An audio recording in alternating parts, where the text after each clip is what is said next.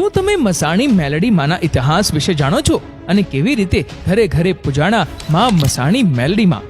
આ વાતને આશરે 450 વર્ષ જેટલો સમય થયો હશે.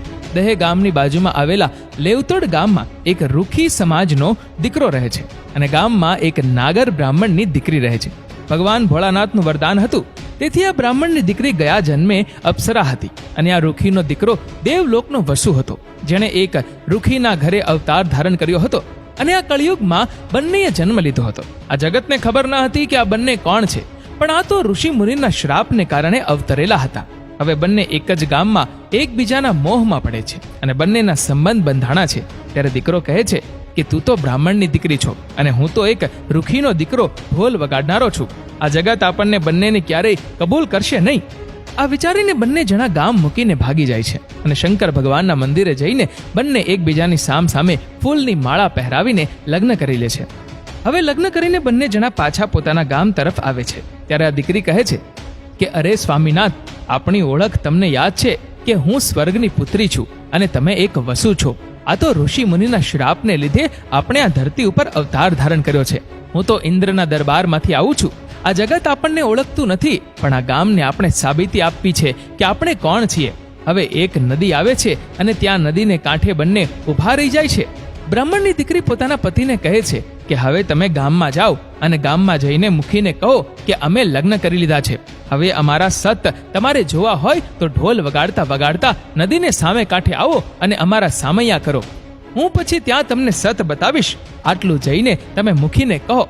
પછી તો આ રૂખીનો દીકરો ગામમાં આવીને ગામ લોકો અને મુખીને વાત કરે છે કે આવી રીતે મેં બ્રાહ્મણની દીકરી સાથે લગ્ન કર્યા છે અને આ બ્રાહ્મણની દીકરી નદી કાંઠે ઊભી છે અને ગામ લોકો તમે વાંચતે ગાજતે સામૈયા કરો. બ્રાહ્મણની દીકરી અમારા સત તમને ત્યાં બતાવશે. હવે આખું ગામ ભેગું થઈને નદી કાંઠે આવે છે. ઢોલ વાગે છે, છેડાછેડી બંધાયેલી છે. ત્યાં તો સતીએ પોતાના હાથ ઊંચા કર્યા અને પોતાના પતિને કહે છે કે અરે સ્વામીનાથ, જાઓ, મારી દેવીનો આદેશ છે કે તમે હવે સ્વર્ગે સિધાવ. તમે ત્યારે જ સ્વર્ગે સિધાવશો જ્યારે હું રાખ બની, ફૂલનો દડો બની અને સવા વેતની નાગણી બની જઈશ અને ફૂલના ઢગલામાંથી હું સવા વેતની નાગણી જીભના લપકારા મારું ને ત્યાર પછી જ તમે સ્વર્ગે સિધાવજો. આટલું બોલે છે અને ઢોલ નગારા વાગે છે અને ત્યાં તો સતીનું સતીત્વ જાગૃત થાય છે અને એના હાથની બંને હથેળીમાંથી કંકુ ખરવા લાગે છે અને આ દીકરીનું સ્વરૂપ થોડીક વારમાં તો વિકરાળ થવા લાગે છે. દીકરીએ કહ્યું કે અરે ગામ લોકો, તમે મને ઓળખી નહીં. હું જોગણી છું. તમારા મનમાં હું બ્રાહ્મણની દીકરી છું, પણ અમારા વચનને કારણે અમે આ ધરતી ઉપર અવતાર ધારણ કર્યો છે. ગામ લોકો આ બધું જોઈ રહ્યા છે. પછી દીકરીના શરીરમાંથી અગ્નિ જ્વાળા પ્રગટ થઈ અને શરીર રાખ થઈ ગયું અને રાખ ફૂલનો ઢગલો થઈ ગયો અને ફૂલના ઢગલામાંથી સવા વેતની નાગણી બહાર નીકળે છે અને પૂંછડી ઉપર ઊભી રહીને જીભના લપકારા મારે છે અને એના સ્વામીના સામે જોઈને કહે છે, અરે સ્વામીનાથ, જાઓ, તમારે હવે ધરતી ઉપરથી વિદાય લેવાનો સમય થઈ ગયો છે. તમારે સ્વર્ગના તેડા આવ્યા છે.